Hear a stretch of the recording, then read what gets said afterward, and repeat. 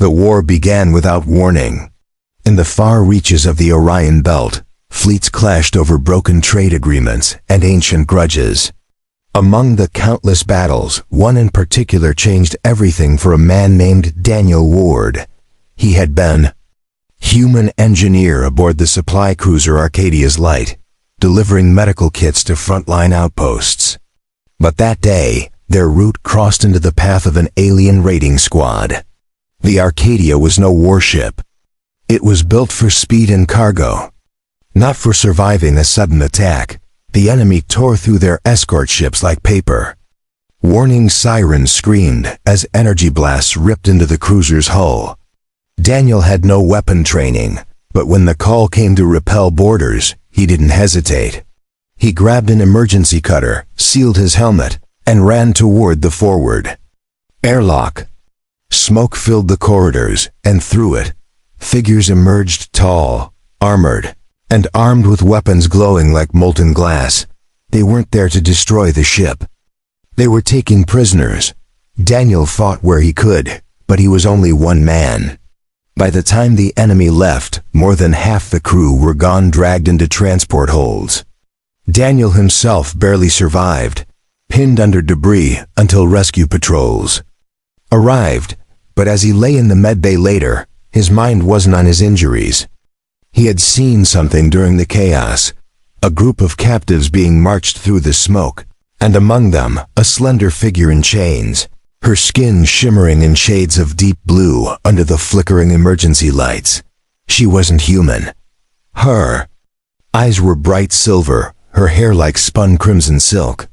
But what struck him most wasn't her alien beauty, it was her expression. She looked neither angry nor afraid.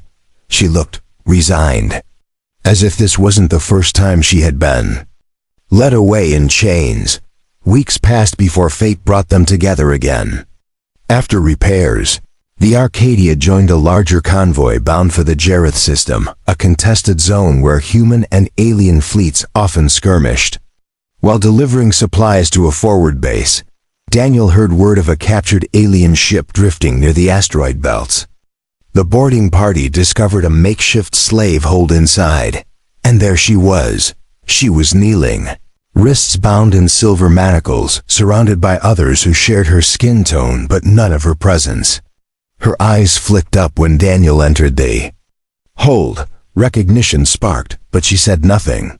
He moved slowly, kneeling so their eyes were level. "I saw you," he said softly.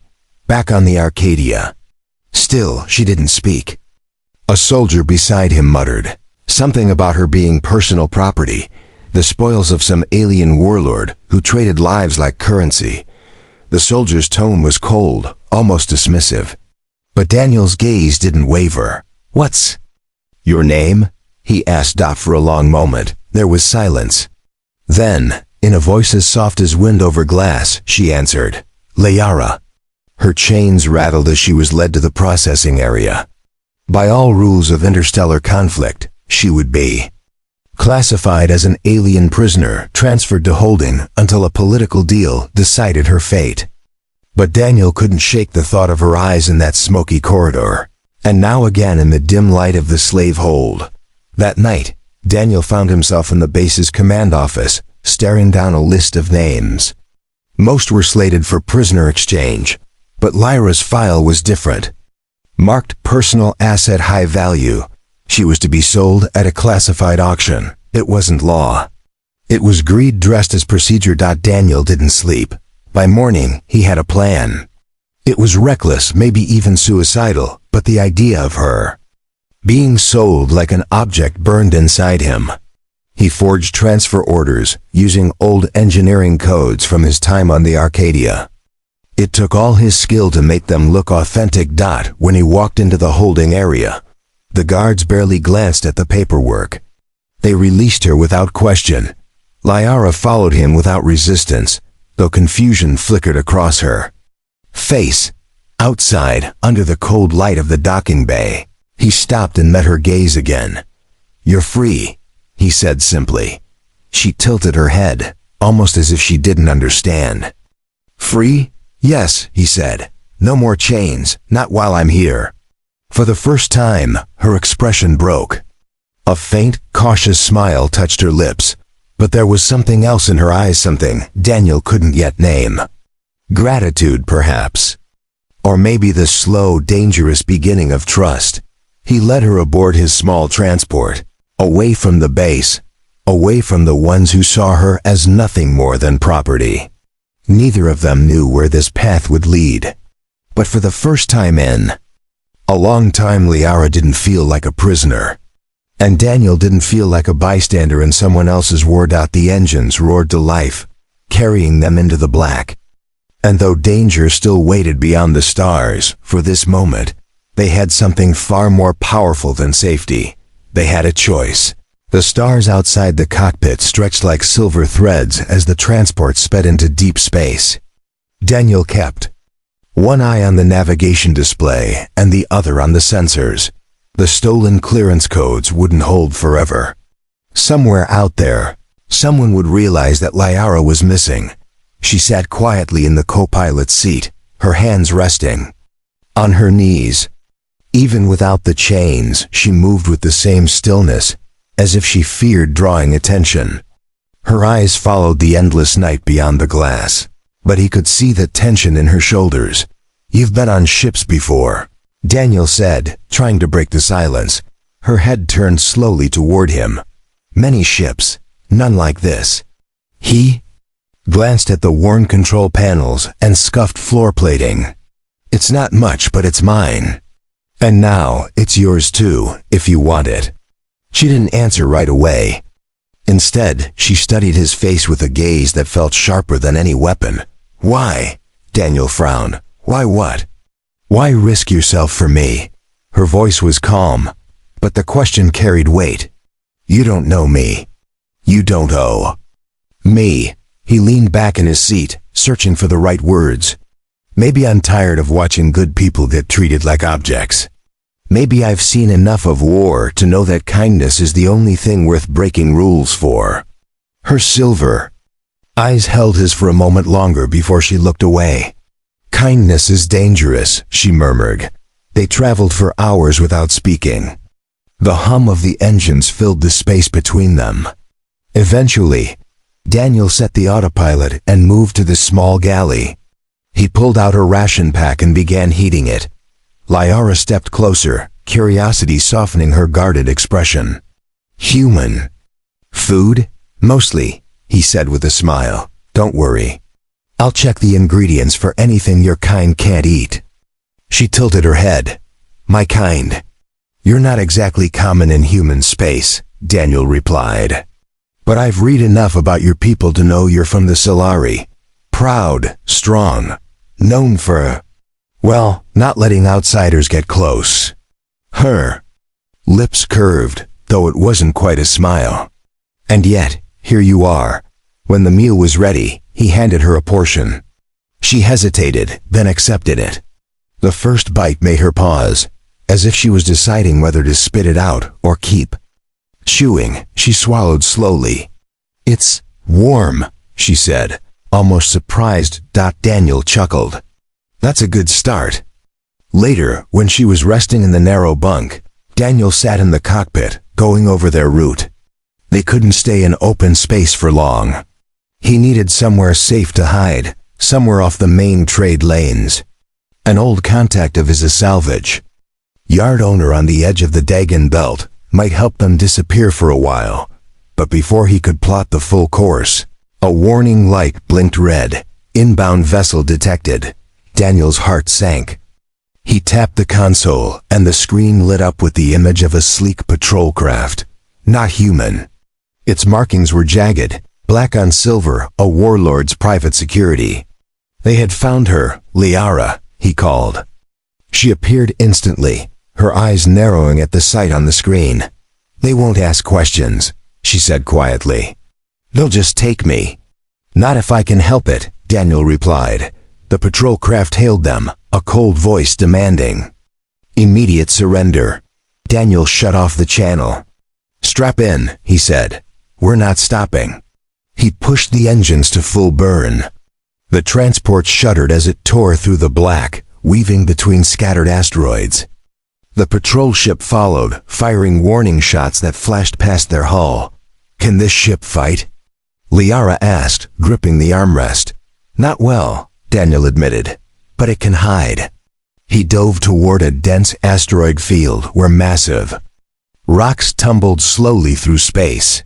The patrol ship pursued, but the larger vessel struggled to maneuver. Daniel twisted the transport through narrow gaps, each turn calculated by instinct and desperation. A sharp jolt rattled the ship as a glancing shot hit the aft shields. Systems flickered. Lyara moved without hesitation, sliding into the co-pilot's seat and pulling up navigation data. "You know these fields?" Daniel asked. "I lived here once," she said. "I can find the shadow paths." She guided him through a twisting route, using the asteroids themselves as cover until the patrol's scanners lost their signal. Minutes later, the sensors showed empty space behind them. The danger was gone for now. Daniel exhaled slowly, his hands loosening on the controls. "You're full of surprises." Her gaze met his, steady and unflinching. "I was not always a slave." They flew in silence again, but this time it wasn't the silence of strangers. It was the quiet of two people who had faced danger together and survived. When they finally reached the outer edge of the Dagon belt, Daniel set the ship on a slow approach toward a cluster of faint lights, a hidden station clinging to an asteroid's shadow. It wasn't much, but it was a start. Lyara stood beside him, watching the lights grow brighter. "You could have left me," she said softly. "I didn't," Daniel replied. For a moment, her expression softened. The chains were gone, but the past still clung to her. He knew it would take more than escape to make her truly free. But he also knew he wasn't letting go. Asterisk. The hidden station loomed closer. Its outer hull, a patchwork of mismatched metal. It looked like a relic from a forgotten age, anchored deep in the asteroid's shadow to avoid unwanted eyes. A faint beacon blinked slowly, more a warning than a welcome. Daniel opened the comms channel. "This is Transport Vega 7 requesting docking clearance," he said. A rough voice crackled through the speaker. "Daniel Ward, I'll be damned. Thought you were long gone." "Still breathing, Rake," Daniel replied. "Need a berth and privacy." There was a pause, then a low laugh. "Docking Bay 3. Bring credits." The bay doors slid open, revealing a dimly lit hangar cluttered with old freighters and piles of scrap. Daniel guided the ship inside, engines rumbling to a stop. When the hatch opened, the smell of oil and metal filled the air. A tall man with a heavy beard and grease-stained overalls approached. "You look like trouble, Danny boy." His eyes flicked to Lyara, and for a moment, his easy smile faded. "And who's this?" "She's with me," Daniel said firmly. Rake raised a brow but didn't press. "Fine. You'll want to keep her away from the locals. Salvagers aren't picky about who or what they sell." Lyara followed Daniel through the narrow corridors of the station, her gaze scanning everything. This place was nothing like the polished halls of warlord ships. Here, life clung stubbornly to rust and shadows. People moved with the quiet caution of those used to watching their backs. Rake led them to a small private room. It had 2 bunks, a tiny wash station, and a door that locked from the inside. "Not much," he said, "but it's safe enough." For now, when he left, Lyara sat on the lower bunk. Her posture was relaxed, but her eyes stayed sharp. "You trust him?" "More than most," Daniel answered, "but not completely." She nodded, as if that was the only sensible way to live. Days passed in the station's strange rhythm, long hours of quiet, broken by sudden bursts of activity. When a new ship docked or a deal went bad, Daniel worked on upgrading the transport systems, adding stronger shields and better cloaking software. Lyara stayed close, sometimes helping, sometimes watching in silence. One night, while they were running diagnostics, she spoke without looking at him. "When I was taken, I thought my life was over. Not because of death, but because I would never choose for myself again." Daniel paused his work. And now? She met his eyes. Now, I don't know. You gave me a choice. But choices are heavy when you've forgotten how to carry them. He didn't answer right away. Instead, he reached into a storage compartment and pulled out a small silver band. This was my mother's, he said. She gave it to me before I left Earth, said it was a reminder that some bonds are made of love, not chains. Lyara studied the band, her fingers brushing over its smooth surface. Why give this to me? Because you're not my prisoner.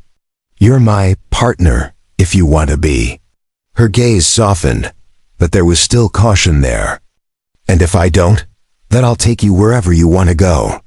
No questions, no debts. The silence stretched between them, not cold, but thoughtful. She closed her hand around the band. I will think about it. That night, the station shook with a sudden tremor. Daniel was on his feet instantly, grabbing his sidearm. Rake's voice came through the intercom. Ward, we've got company. 3 ships, heavy armament. Not mine. Lyara moved to the door. They're here for me. How do you know? Daniel asked. I know the way they hunt, she said simply. Daniel pulled up the station sensors. The incoming ships bore no official markings, but their configuration was familiar to Lyara, fast assault craft used by the same warlord's forces that had held her. Rake's voice returned. I can stall them, but not for long. Decide fast. Daniel turned to Lyara. If they board, this place won't hold. We need to move now. She didn't hesitate. Then we run. They made their way back to the transport, weaving through the station's twisting corridors. Around them, the air buzzed with tension as station workers hurried to hide or arm themselves. The docking bay lights flashed red, warning of incoming hostiles. As they sealed the hatch, Daniel felt the ship come alive under his hands. Lyara slid into the co-pilot's seat, her fingers already moving across the controls. Outside, the first enemy ship broke through the bay's outer shields. Engines roared. The transport lifted, twisting toward the narrow exit corridor. Blaster fire followed, striking the walls around them. Daniel pushed the throttle to its limit, the ship bursting into open space with the enemy close behind. Lyra's voice was steady, almost calm. Head for the rift. Daniel glanced at her. The rift? That's uncharted space. They won't follow us there, she said. Not if they value their lives. He didn't ask why. He trusted her. And somewhere deep inside, he knew this was more than just escape. It was a step toward something neither of them could yet name.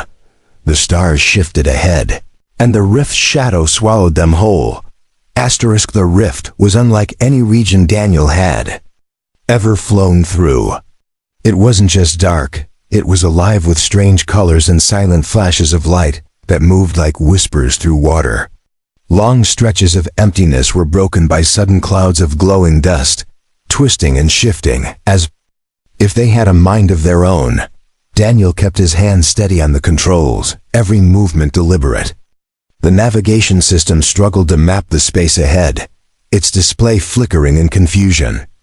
This place is wrong, he muttered. It's not wrong, Lyara said quietly. It's wild. No one owns the rift. No one charts it because no one survives long enough to finish. That's comforting, Daniel replied dryly. Lyra's eyes scanned the drifting lights outside. Follow the pale streams. The darker ones lead to void pockets. Daniel didn't know how she could tell the difference, but he followed her directions. She leaned forward, her posture alert, guiding him past curling trails of luminous dust and jagged fragments of rock. After nearly an hour, the scanners finally cleared enough to show a cluster of small moons orbiting a dim, red star. Lyara pointed. There, the third moon has a hollow. We can hide inside. Daniel brought the ship in low, skimming the barren surface until a dark opening appeared, an ancient crater leading into a massive underground cavern. As the transport settled inside, the engine's hum faded, replaced by an eerie silence. Daniel powered down most systems, leaving only life support and minimal heat signatures. If they're chasing us, this should make us invisible. Lyara moved to the viewing port, her silver eyes catching the faint glow of the rift beyond. They won't follow us here. Even their hunters fear this place. He joined her. Why? What's in here? Her voice lowered, almost a whisper. Stories. Shadows. My people say the rift remembers the dead. Ships vanish without a trace. No wreckage, no signal.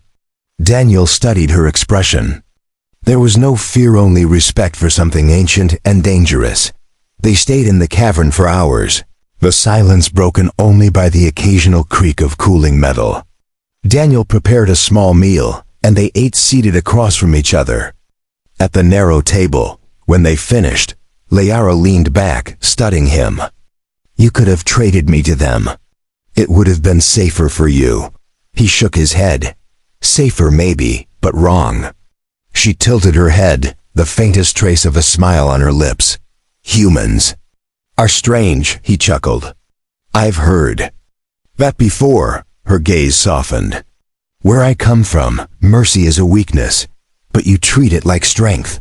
Daniel met her eyes. Because it is. For a moment, the air between them felt different, warmer, heavier with things neither of them had said yet.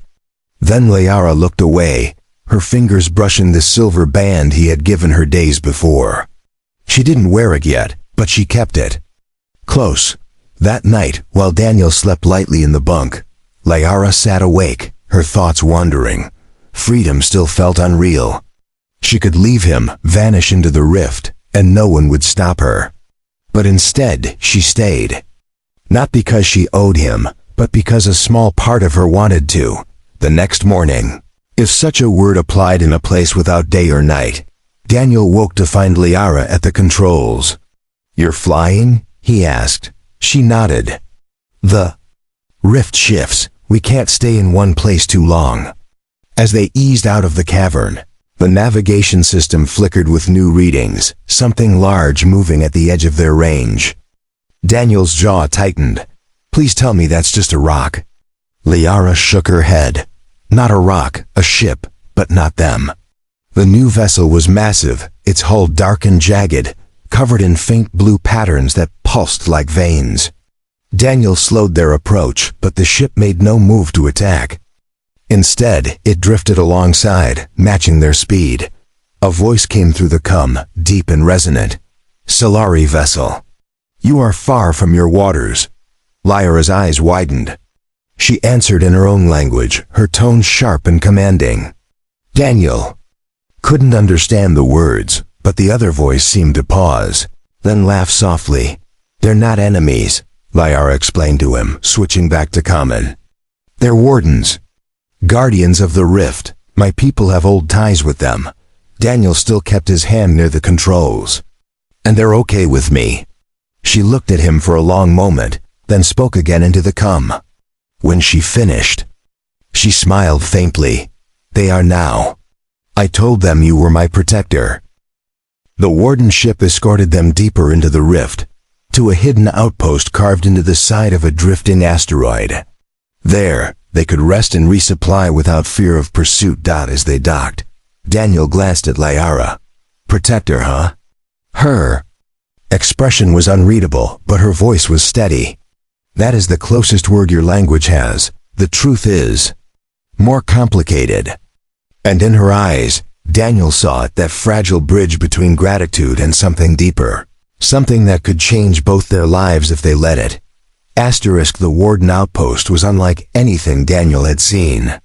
Its structures were carved directly into the rock, connected by bridges of reinforced crystal that shimmered faintly in the dim light. The air inside carried a faint hum, as though the entire place was alive. The wardens themselves were imposing, tall, broad-shouldered beings with skin the color of midnight stone and eyes glowing like blue fire. They moved with a calm authority that made weapons seem unnecessary. Every one of them wore armor engraved with symbols that seemed older than the stars. Lyara walked beside Daniel through the docking corridor, her posture straight and confident. Here, She was not the chained prisoner he had first met. Here, she moved like someone returning to sacred ground. An elder warden approached, his deep voice resonating through the hall. "Lyara of the Solari, we thought you lost." "I was taken," she replied. "But I was freed." She glanced at Daniel. "By him." The elder's eyes shifted to Daniel, studying him with an expression Daniel couldn't read. "Few humans enter the rift willingly. Fewer leave it alive." "I didn't come here to take anything," Daniel said. "Only to keep her safe." The elder nodded once, then gestured for them to follow. They were led to a private chamber, lit by soft floating lights. Cushions lined the floor, and in the center sat a low table with a pot of steaming liquid. The wardens offered them rest, food, and shelter. For the first time in weeks, Daniel felt the tension in his shoulders ease. Lyara seemed different here, more at peace, though her eyes still carried shadows. Over the next few days, Daniel repaired his ship with the help of warden engineers. Their technology was strange but elegant, and they improved his systems far beyond what he thought possible. In return, he offered his own skills, repairing power relays and refining their energy storage units. One evening, while the ship was in its final checks, Lyara found him alone in the hangar. She carried the silver band he had given her. "I've thought about what you said," she told him. Daniel wiped his hands on a rag, meeting her gaze. "About being partners?" She nodded. "In my world, bonds are sealed in blood or in battle, but I think perhaps they can be sealed in trust." He smiled faintly. "Trust works for me." She placed the band in his palm, then closed his fingers around it. "Put it on me." His hand trembled slightly as he slid the band over her slender finger. It fit perfectly. She looked down at it for a long moment, then met his eyes. "It is not ownership," she said. "It is a promise." Before he could respond, the outpost's alarms began to sound. The wardens moved with silent urgency, their voices low but firm. Daniel and Lyara rushed to the observation deck, where the massive viewing window revealed a grim sight. A fleet had entered the rift, sleek black ships with crimson insignias painted across their hulls. Daniel recognized them instantly. "It's them," he said. Lyra's jaw tightened. "The warlord's hunters. They have never dared to come this far." The elder warden joined them, his face grave. "They must have followed you, and they will not leave without what they came for." His gaze shifted to Lyara. Daniel stepped forward. "If it's her they want, they'll have to go through me." "You cannot fight them alone," the elder said, "but perhaps you do not have to." The wardens began to prepare for battle. Their weapons were unlike anything Daniel had seen, long, curved rifles that seemed to hum with contained storms, and blades that shimmered with energy. Lyra moved to join them, but Daniel caught her arm. "You don't have to fight." "Yes, I do," she said firmly. "They took everything from me. I will not run this time." There was no arguing with the fire in her eyes. Daniel knew she was not just fighting for herself. She was fighting for the choice he had given her, for the freedom she had claimed. As the warlord's fleet closed in, Daniel boarded his ship, linking its weapons to the warden defense grid. Lyara stood at his side in the co-pilot's seat, her hands steady on the controls. Outside, the rift's strange lights flared brighter, as if the void itself was watching. When the first enemy ship entered range, the warden struck. Energy lances cut through the darkness, carving bright lines across the black hulls. Daniel's ship fired in sync, its upgraded weapons delivering blows that punched through enemy shields. Lyra's voice was calm but sharp as she called out enemy maneuvers. "Two on the left flank, one above. Don't let them circle."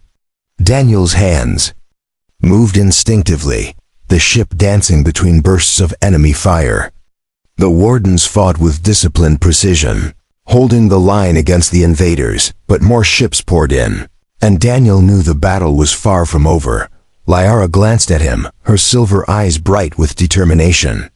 "We end this here Together, the rift lit up with fire.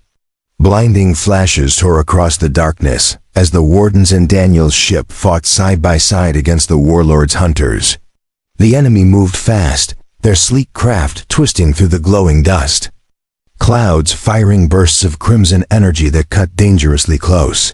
Daniel's hands were firm on the controls, but sweat ran down his temple. The upgraded shield strained under the constant hits.